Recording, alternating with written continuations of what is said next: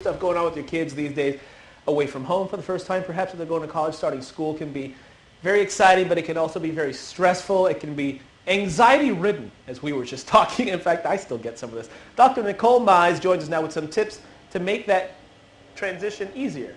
And I have a microphone now. Okay, so let's talk. There's the plane that I told you was going to happen right at 8:30, Dr. Meise. Okay, let's talk about this anxiety.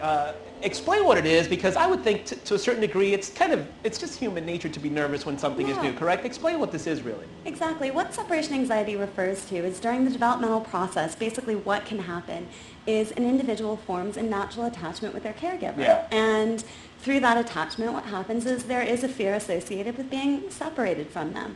But one thing that most people don't realize is that separation anxiety can not only come from the child, but also from the parents. Because it's how the parent reacts. A lot of times, the parent is the one that's going to start crying when the kid goes to kindergarten or even to college. So Yep. how strong is that influence from the grown-ups, I guess, when the kid's going off? Because the kid's reading what mom and dad are doing. Yeah, exactly. How do we fix that? No, it's very important how the parents respond to it, and they need to be aware of sort of symptoms of separation anxiety that either they or their children might be experiencing. Sort of a fear of something terrible happening, fear that something catastrophic might happen and that they are permanently separated from their child or the child separated from the parent. Things like that, looking for physical symptoms like feeling nauseous, getting a headache, reluctance to actually go to school, things like that. Just pay attention to that, racing heart, sweaty palms, shaking hands. Is there a difference between, I guess, the level of anxiety and also the age of the child, the school level? Because we were talking before we started chatting here off the air that when I started college, I had these, what I would describe as severe butterflies in my stomach. And then the week and a half I went to law school, I was getting sick every morning before going to class. Does it get worse? Does it differ depending on how old you are, what school you go to, and that kind of thing? Yeah, first off, any type of new experience can provoke anxiety because that unfamiliarity sort of breeds some of the fear. And so regardless of your age, it can happen in any new experience. Big milestones to watch out for are first time in kindergarten, changing from kindergarten to first grade, changing from elementary school to middle school, changing into high school, into new high teachers. School. Oh my goodness, into high school was another. I have issues. I should have talked with you way back in the day. Okay, let's talk about some of the tips, because we obviously know the problems are out there, anxiety is out there. How do we manage this separation anxiety? What are some of the tips that you have? You mentioned this. Develop kind of a ritual. Yeah, how do you do that? Some type of goodbye ritual, whether it's a signature handshake, if it's some type of gesture, maybe blowing kisses, doing something like that, or having a catchphrase like later Gator, whatever it is, but make sure you develop it before you leave them sort of at school the first time as well, so that every time in any situation they're like, okay, this signifies goodbye and we'll be back together. And is that the key? Because I was going to ask you, what exactly does that do to help? Is it because you know that, okay, this means I'm going to school now, but I will be back, I will see you again, everything will be back to normal in a couple hours, I guess? Exactly, that you've had this before where you've said goodbye and you've seen them again. Okay, consider a transitional object. Yeah. What do you mean by It's that? basically what we call in psychology a security blanket. A security blanket, okay. So it's some type of small little thing that they can carry from one situation into the next to make them feel comfortable.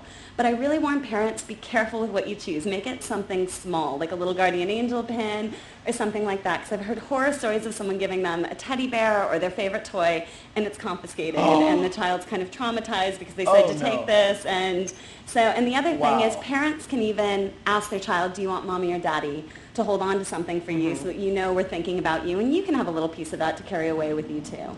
This one, I think a lot of parents have a hard time with. You say no stalling. Yeah. Leave, don't make a big whoop-de-whoop about it, just kind of, but boy, that's hard. Especially with the kindergarten kids, when your kids are getting on that bus. Exactly. The fanfare is so easy to be like, oh, bye, I'll see you later, honey, I miss you already, oh, I'll see you soon. But the problem is it confuses the child. And if you think of that, they're sort of like, oh, are they leaving? No, maybe they're staying. And the problem is it makes it hard for you too, because then you're sort of thinking, oh, I don't want to turn away while they're still looking at me. So just say goodbye. Just go. Walk away. You're going to be okay. Your kid's going to be okay. So you're saying that last minute run back to the bus for that last hug, last kiss, don't do that?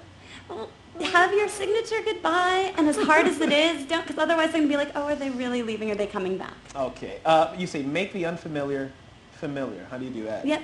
Part of the problem is the fear stems from sort of not knowing what's there. But one of the things you can do is maybe take them around the school, introduce them to someone there if an older sibling. My parents did that. You know, you have a little orientation with mom and dad. You see the school, you meet the teacher, which is important. Here's your teacher. That way it's not like the first day type of thing. Yeah, exactly. Okay, lastly here, you said don't offer to have a treat when they get home. Yep, this sends the wrong message. They're like, oh, sweetheart, I'll have something great waiting for you. This is making it like they're having to endure something horrible. It's like going to the dentist and getting to pick a toy.